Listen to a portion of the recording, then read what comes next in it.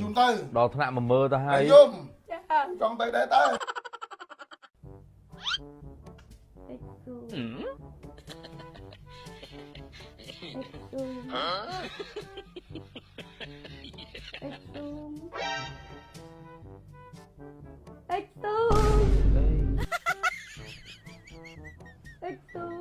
chóp Exum. chóp ê chóp Exum. ê Exum. Exum. ê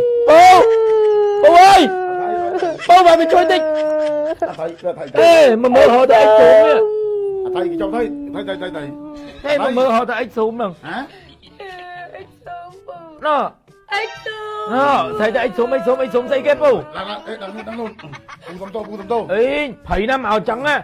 sung khắp nơi vay tây nhu đại khi tôi ôn mày lom rồi lời cha nó ê lom chẳng vác đôi kia thôi tia tay của mang ngày anh con ăn chun tư ôi đò thằng đây mà mơ ấy cặp phu chun tư nó về khơi anh mai say mai tư màn môn nó bọn đi tao chụp manh lắm ấy về chẳng này bu tầm tô cặp phu chun tư đò thằng nào mà mơ ta hay zoom con tay đây tới phải chăm tay biết bao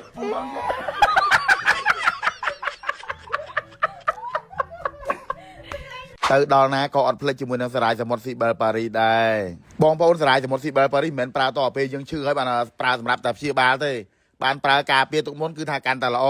ប្រើការពារមិនប្រើការពារការលើឈាមលើខ្លាញ់លើស្ករលើអាស៊ីតពិសេសជាងគេនោះគឺថាការពារមហារីកបងប្អូនជំងឺដែលកាចសាហាវជាងគេគឺថាមហារីកនឹងតែម្ដងដោយសារតែកត្តាចំណីអាហារបន្លែផ្លែឈើត្រីសាច់គ្រឿងហូបចុកចំណីចំណុកភេសជ្ជៈយើងទិញនៅផ្សាររងថ្ងៃគឺថាសុទ្ធតែមានជាតិគីមីជាតិថ្នាំចឹងហើយយើងគូតែប្រើសារាយសមុទ្រស៊ីបែលប៉ារីការពារកាន់តែល្អ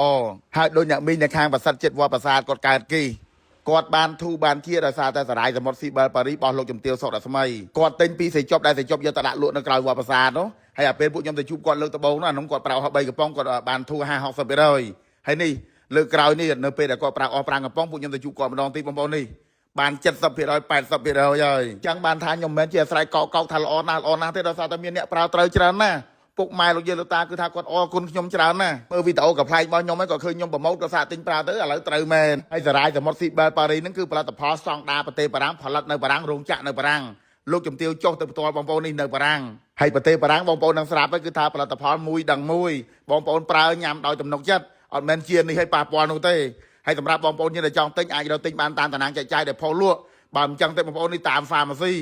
រាល់ថ្ងៃគឺថា pharmacy 4000 pharmacy ដែលចូលតារាងចែកចាយបងប្អូនដែលឃើញផលិតផលណា pharmacy ចូលតារាងចែកចាយដល់ថ្នាក់ហ្នឹងណាអត់មានទេនិយាយទៅឲ្យតែបងប្អូនយើងជីកាត់ pharmacy ឬក៏ជីកាត់ហាងកន្លែងដូរលុយកន្លែងទូរស័ព្ទកន្លែងលក់គ្រឿងក្អោបឬក៏តាមផ្ទះធម្មតាក៏ដោយឲ្យតែឃើញផ្លាក Cibel Paris ឬក៏ផ្លាកលោកជំទាវបងប្អូនចូលទិញទៅកន្លែងហ្នឹងគឺថានេះហើយមានលក់ Cibel Paris ហើយតម្លៃដូចគ្នាទេលោកជំទាវចង់ឲ្យបងប្អូនយើងទិញតាមតំណាងចិត្តផ្ទះអញ្ចឹងកុំឲ្យអស់សេវាដឹកបើបងប្អូនឆាតមកទិញតាម page ក្រុមហ៊ុនគឺអស់សេវាដឹកហើ